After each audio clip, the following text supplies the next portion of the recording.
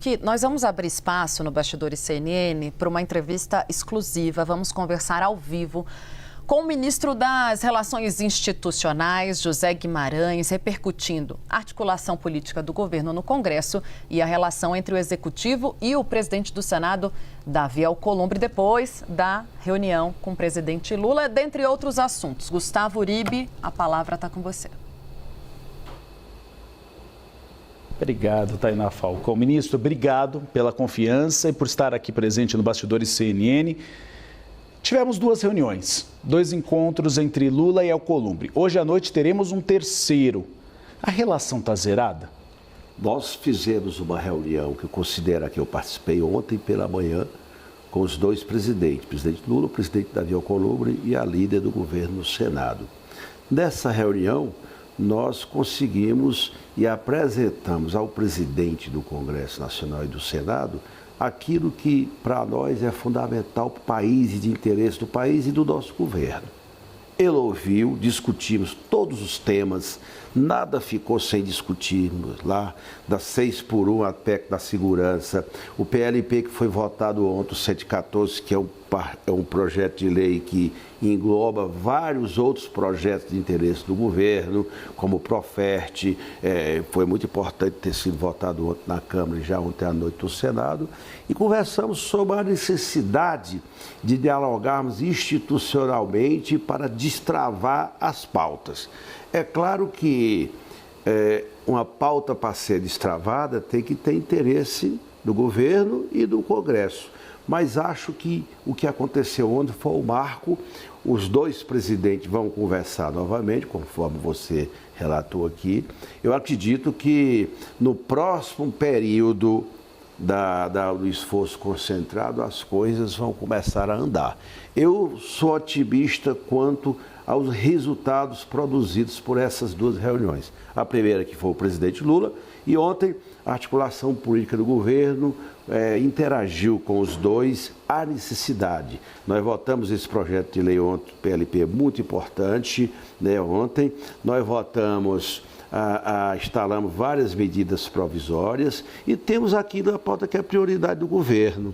A PEC da segurança, o fim da escala 6x1 e os minerais críticos. Aliás, os minerais críticos, as terras raras, a medida provisória, o PL que nós encaminhamos para a Câmara, parte dele, a parte que dependia do fiscal, do arranjo financeiro do governo, já foi votado na Câmara dentro desse PLP. Então eu diria, Uribe, que para o bem do Brasil, a relação está destravada. Está tudo resolvido? Não. É um processo constituinte que cabe a mim, como ministro da Articulação Política, consolidar, que antes da noite eu ainda vou conversar com o presidente Davi Alcolumbre. Pelo que o senhor sentiu, 6x1, consegue votar antes das eleições ou o Alcolumbre quer deixar só para depois? Eu senti o seguinte, até eu fiz uma proposta que fizesse o seguinte, eu e a Tereza Leitão, a nossa líder do Senado, que fosse despachada a PEC, aliás, o PL, o projeto de lei que foi aprovado na Câmara, para as comissões, seguir o rito institucional, CCJ, depois começa a contar as sessões. Foi a sugestão que eu dei. Dá para votar ou não antes da eleição? Não sei se é possível em função do esforço concentrado. Para nós do governo, nós consideramos que era importante votar antes da eleição, mas evidentemente isso aí tem um prazo. As outras 2 matérias não precisam remeter para as comissões, segue o rito. Tem 2 ritos, o rito da PEC, que vai direto para o plenário, e o rito dos PLs que vão para as comissões temáticas da Casa. Então, pelo menos 6x1, destinar para as comissões e depois plenário ficaria para depois das eleições. Se não der tempo, né? Mas é um tema que o país todo quer. Eu acredito que até mesmo aqueles empresários, o setor econômico e industrial do Brasil, que tem compromisso com a modernização das relações de trabalho entre capital e trabalho, Uribe, querem, porque isso é uma excrescência no Brasil das dimensões do nosso, ainda convivemos com uma jornada desse jeito, porque vários países do mundo já mudaram. Não é o problema de governo contra a oposição, não. É a necessidade do Brasil, lamentavelmente, tem outras forças políticas do país, os nossos adversários do governo do presidente Lula, que não querem isso. Ninguém sabe as razões, mas nós queremos votar. A reunião fluiu, o debate está posto, prefiro aguardar com o sentimento positivo de que as coisas vão acontecer. Ministra Tainá Falcão nos estúdios vai fazer uma pergunta para o senhor.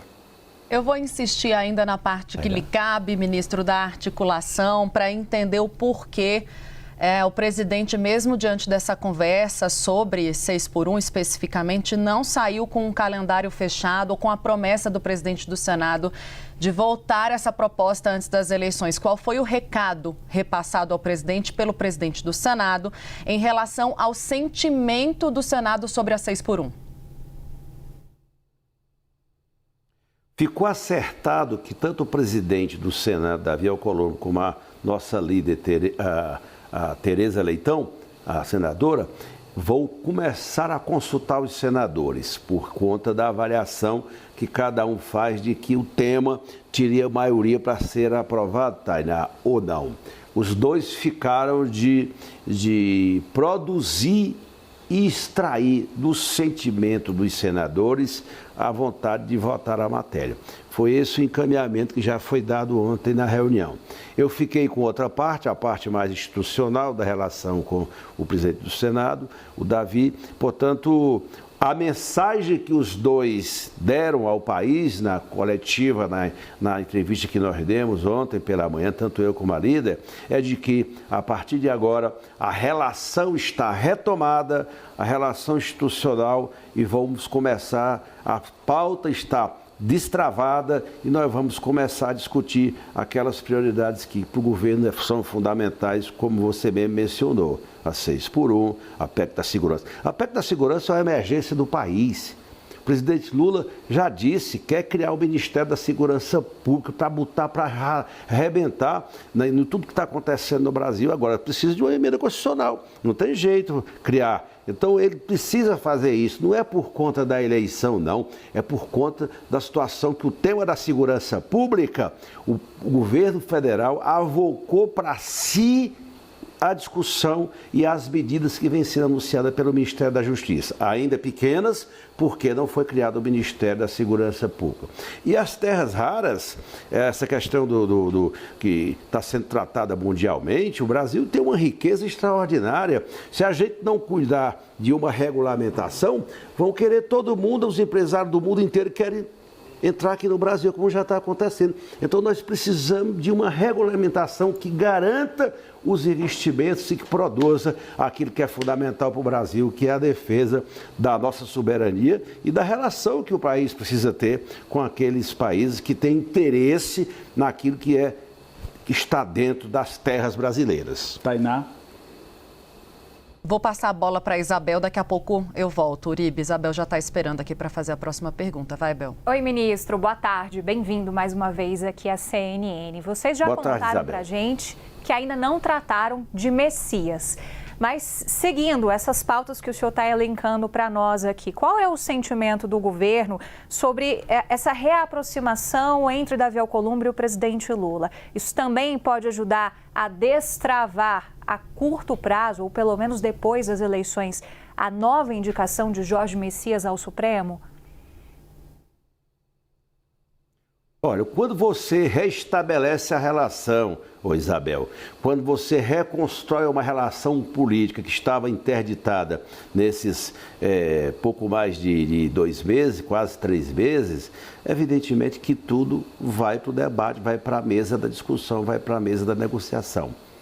Eu lhe digo com toda a honestidade política do mundo, não foi tratado desse tema, eu não participei dessa conversa de ontem que esse tema tenha entrado na discussão. Evidentemente que é uma questão muito restrita aos dois presidentes, o presidente Lula e o presidente Davi Alcolumbre. Eu acredito que eles vão tratar, mas na reunião de ontem não foi tratada. O meu sentimento é que, veja bem, quando você destrava uma relação que estava interditada, eu acho que o primeiro ponto positivo é dizer o seguinte, zera e daqui para frente vamos reconstruir tudo. Eu acho que esse foi o significado, foi a mensagem que os dois passaram para o Brasil, que o país precisa de uma relação assim como nós temos na Câmara Federal com o presidente Hugo Mota. Se o governo, se nós conseguimos azeitar essa relação entre as duas casas, como está acontecendo, na Câmara a relação está 100%, e se a gente azeitar a relação com o Senado e os senadores, eu penso que a coisa fica muito mais fácil de destravar dessa relação institucional, entrar em outros temas, como o tema do Messias. Ministro Hugo Mota, presidente da Câmara dos Deputados, falou abertamente que apoia a reeleição do presidente Lula. Os senhores esperam também um anúncio público de Davi Alcolumbre nesse sentido? E o senhor defende que Lula vá ao Amapá para fazer um aceno a Davi Alcolumbre? A declaração do presidente Hugo Mota foi muito significativa. É claro que é um estado do Nordeste, mas tem um peso o presidente da Câmara fazer uma declaração daquela. O símbolo disso é nacional. O peso disso, o impacto disso é nacional, porque a outra candidatura está completamente isolada, não tem apoio de ninguém. Portanto, primeiro isso. Segundo, eu acredito que o Davi Alcolumbre tem dito para mim e reafirmou nas conversas com o presidente que apoia o Lula, e eu espero que ele faça essa declaração nos mesmos termos que o presidente Hugo Mota fez. E evidentemente que no Amapá nós temos uma chapa, que é a chapa que o PT apoia, que nós apoiamos, que é o governador à reeleição, e a candidatura do nosso senador, o Randolph. Evidentemente que isso vai depender da agenda.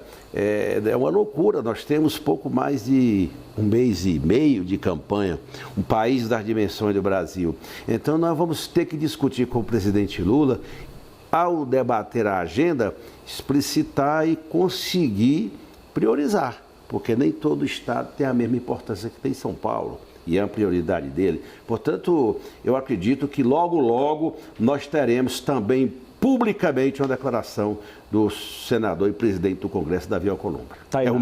Não é o que ele me disse, é o que eu extraio, é minha análise, é meu sentimento, como conheço bastante os personagens que têm conversado ultimamente. Tainá.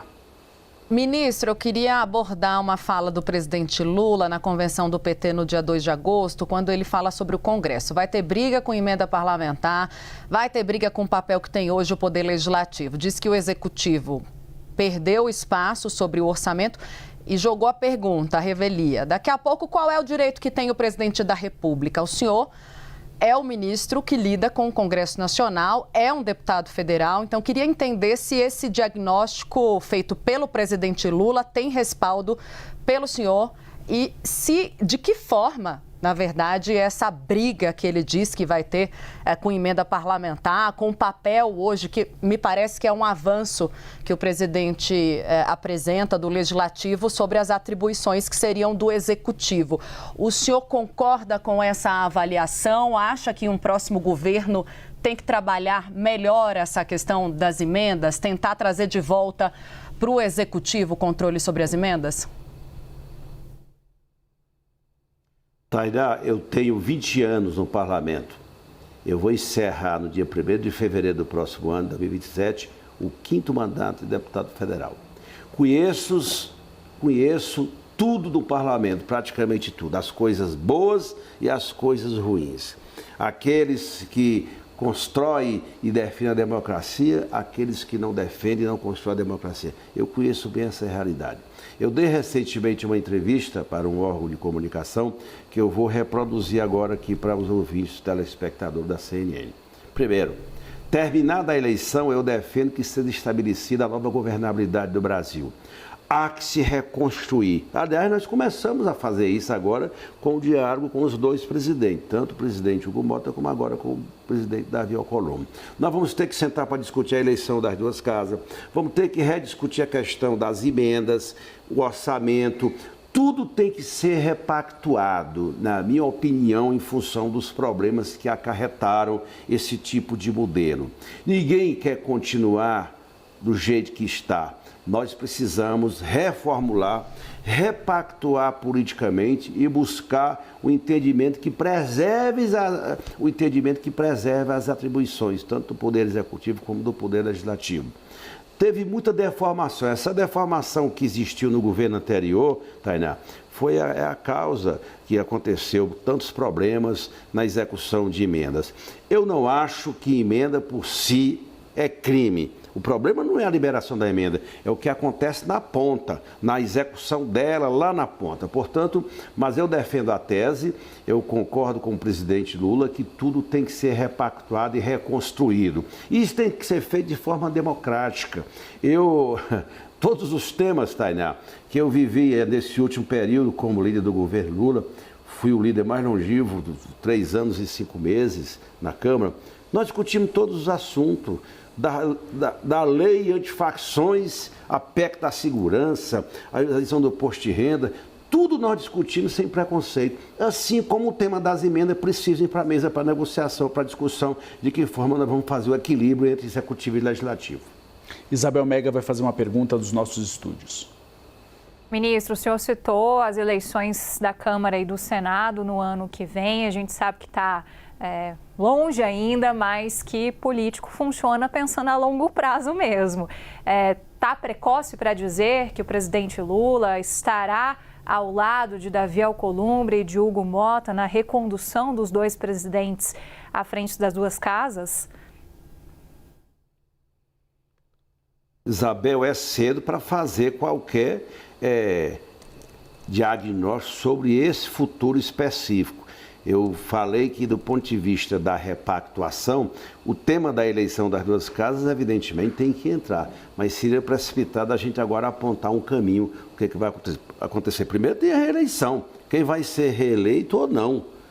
Nós temos uma eleição no meio, portanto, terminada a eleição, a gente senta, discute e vamos discutir o melhor caminho para permanentemente manter as relações estabilizadas, o diálogo estabilizado e, sobretudo, o compromisso que todos têm que ter com a democracia. Eu vejo assim, evidentemente, tem uma eleição, vamos aguardar o resultado das eleições.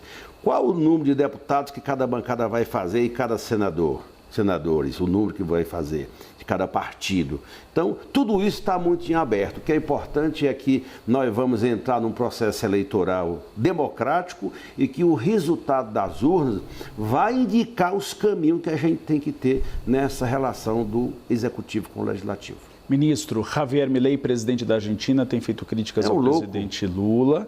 E nós temos também visto uma relação muito difícil com o Marco Rubio, secretário de Estado norte-americano.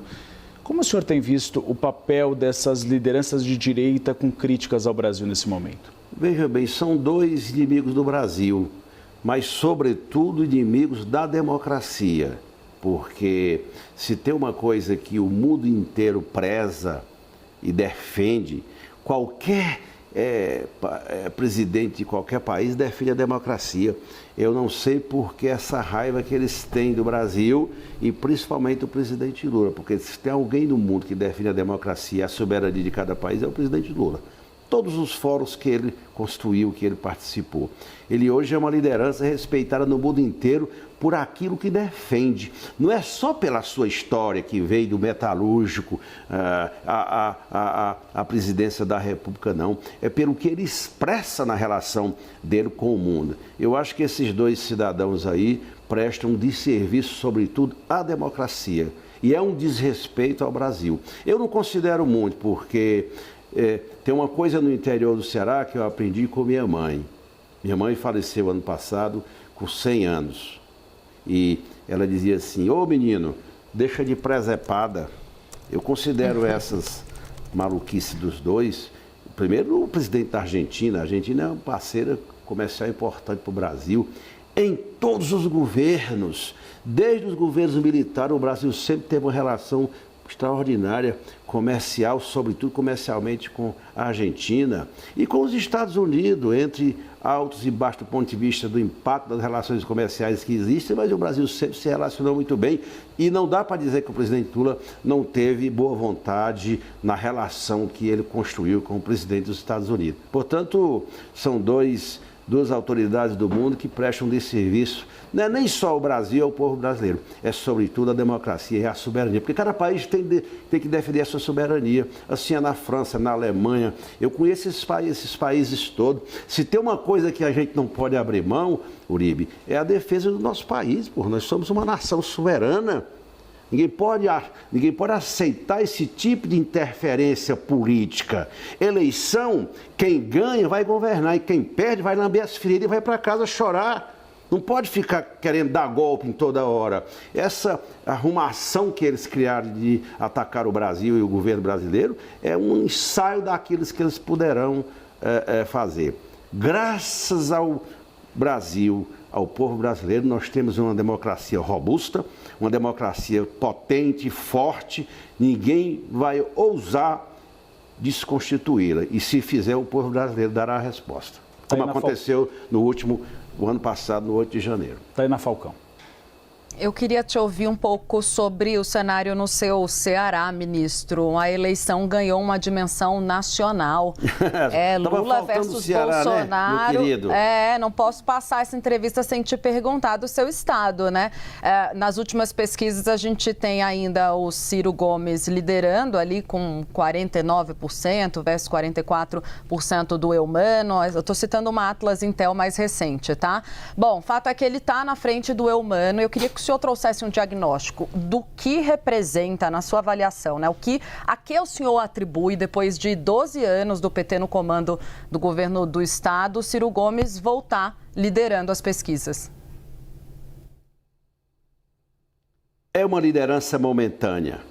Não se sustenta porque, como ele já foi tudo, ou tentou ser tudo, disputou 4 vezes a presidência da República, foram 3 vezes, governador 2 vezes, prefeito de Fortaleza, deputado estadual lá atrás pela Arena e pelo PDS, portanto, ele tem um recall muito grande, porque foi governador do Ceará, foi ministro da Fazenda do Fernando Henrique Cardoso, foi ministro do presidente Lula. Às vezes, quando eu vejo ele criticar o presidente Lula, eu digo, que cidadão desonesto politicamente, o tipo de crítica, porque ele foi ministro do presidente Lula lá atrás. Portanto, primeiro isso. Segundo, a campanha vai estabelecer o confronto entre os dois projetos, um liderado pelo Bolsonaro lá, porque o bolsonarismo do Ceará está incubado. O Ciro não apresenta eles como aliado, mas o PL é aliado dele. Eles não falam, escondem, e nós vamos explicitar a relação que temos com o governo do presidente Lula por tudo aquilo que ele fez no Ceará. Não é pouca coisa, o cearense sabe disso. Então, eu acredito, Isabel, Tainá e Uribe, que as pesquisas é um retrato do momento. Veja bem, diferença de 4 pontos e, portanto, já é quase no empate técnico. Não tenho dúvida que nós vamos ganhar a eleição no Ceará, porque temos o que mostrar. E nós temos uma coisa que nem ele nem os outros têm. Aliás, só são 2 candidatos à eleição no primeiro turno, que é o apoio da maior liderança do estado do Ceará e o maior transferidor de voto, que é o presidente Lula. Eu não tenho dúvida que nós vamos ganhar a eleição. Nós já governamos o estado 8 anos com o Cid, 8 anos do Camilo, e a nossa expectativa é governarmos mais 8 anos com o Eumano. Foi por isso que eu deixei de ser candidato no meu estado, para atender um pedido do presidente Lula, ajudar o Brasil e o presidente Lula e ajudar, evidentemente, o Ceará. O Lula até brinca comigo. Tu já vai para o Ceará de novo? É claro que lá a gente nunca pode esquecer. Eu sempre digo, eu não quero jamais esquecer, Uribe, o meu torrãozinho, lá onde eu nasci. Você sabia que eu ando todo mês 2 vezes na casa dos meus pais, a casa que eles moraram a vida toda, 100 anos? Isso em Fortaleza. Xeramobim, num lugar chamado Encantado. A mesma casa é uma fazendinha dos meus avós, moram vários irmãos lá. Eu mesmo nós somos uma família de 11 irmãos e às vezes, vez ou outra, se reúne os netos, todo mundo lá. É aquela coisa maravilhosa para comer uma galinha caipira, enfim. Então, a gente não pode esquecer disso. Então, o Lula às vezes diz, já vai para o Ceará de novo, Guimarães? Eu digo, claro, eu não posso esquecer de lá, né? Porque é a nossa origem, é tudo que eu aprendi, foi no meu estado do Ceará. E vou dizer para você, viu, Isabel e Tainá, nós vamos ganhar a eleição. O debate que teve domingo... Isso. Teve um debate domingo, não foi? Foi. O Eumano arrasou. destruiu aquela arrogância, aquela coisa de um candidato que acha que sabe tudo, que é o dono da verdade absoluta. Eu penso que o Elmano vai ganhar essa eleição por tudo que nós representamos no estado do Ceará e principalmente pelo que o Lula representa lá. Ministro, para encerrar nossa entrevista, eu não poderia deixar de fazer uma pergunta. Surgiram duas investigações agora, uma contra o Fábio Luiz Lula da Silva, o Lulinha. A Polícia Federal está apurando em mais de um inquérito, são 3 no total já abertos. Temos também as desconfianças em relação ao Marcola, do dinheiro que ele teria pego com a Roberta Luxinger.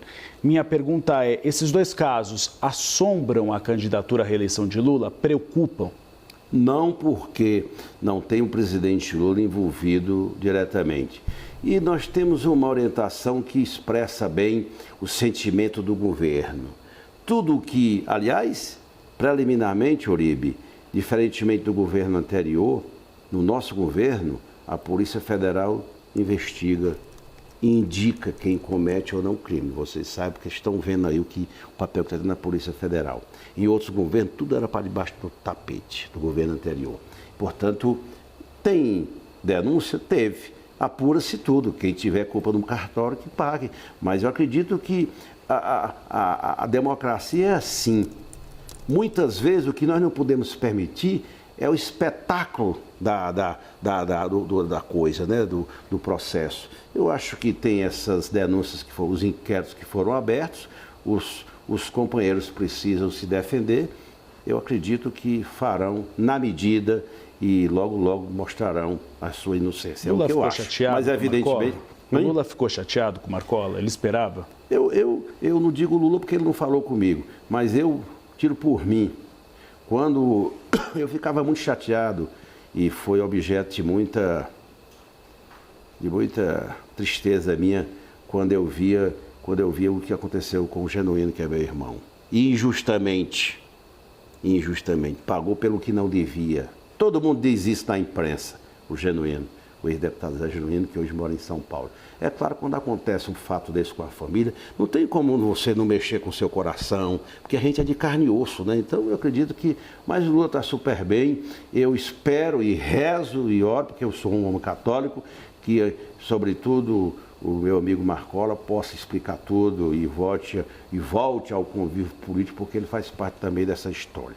No nosso governo, tudo é apurado.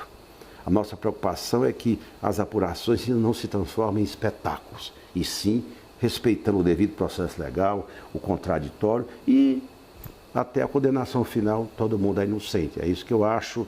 Eu fico chateado, estou falando por mim, que quando acontece uma coisa com um amigo meu ou alguém da família, é claro que a gente perde um pouco o sono, mas, afinal de contas, nós vivemos numa democracia e que tudo isso precisa, evidentemente, ser esclarecido. Ministro, agradeço a entrevista novamente ao Bastidores CNN. Conversamos com exclusividade com o ministro de Relações Institucionais do Governo, José Guimarães. Espaço sempre aberto ao senhor na CNN Brasil e no nosso Bastidores CNN. Muito obrigado. Obrigada, Uribe, ministro. Isabel, que está comigo aqui nos estúdios de Brasília.